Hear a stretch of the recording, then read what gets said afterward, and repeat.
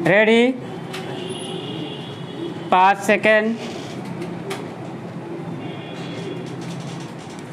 Start. अध्यक्ष महोदय, मानव संसाधन विकास मंत्रालय की मांगों के संबंध में बोलने के लिए मैं खड़ा हुआ हूँ।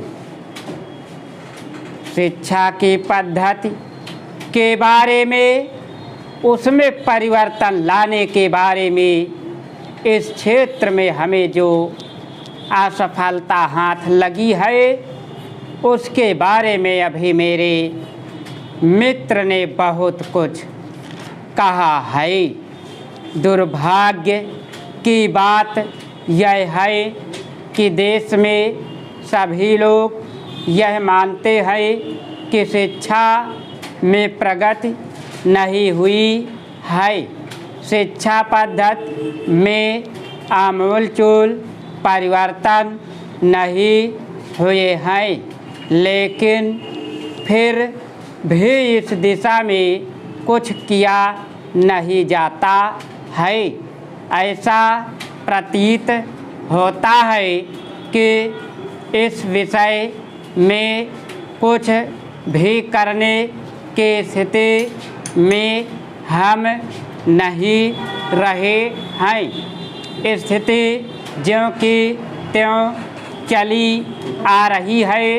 इतना होने पर भी शिक्षा की मद पर होने वाला जो खर्च है और जो उसके लिए धनराशि आवंटित की गई है वह भी बहुत थोड़ी है।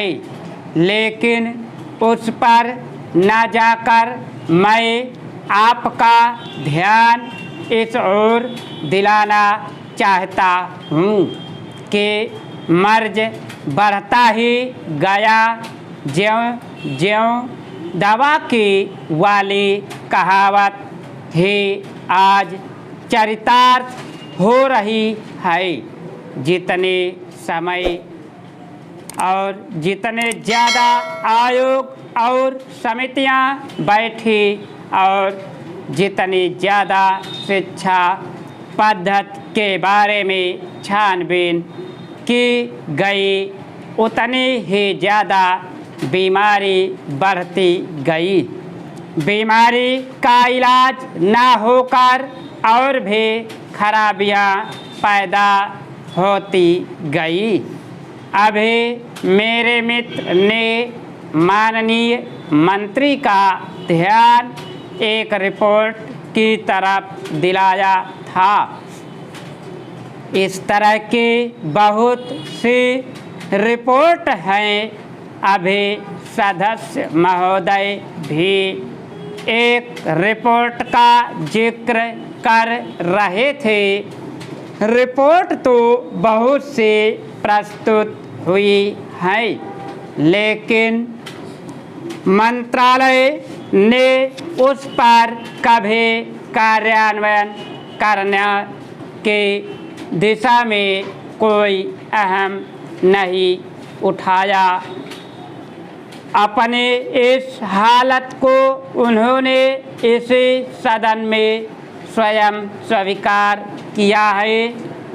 अपनी विश्वसता को उन्होंने स्वयं यहाँ प्रकट किया है।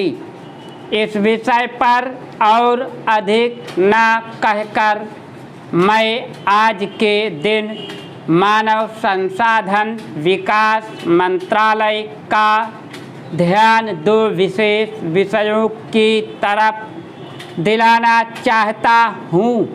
पहली बात तो मैं हिंदी के बारे में कहना चाहता हूँ। मंत्रालय का काम हिंदी का प्रसार और प्रचार करना है।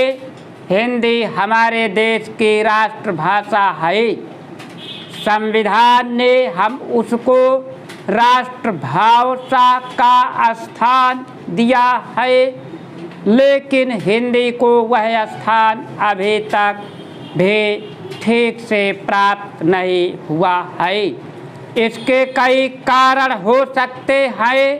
एक कारण हिंदी प्रेमियों का अधिक उत्साह हो सकता है।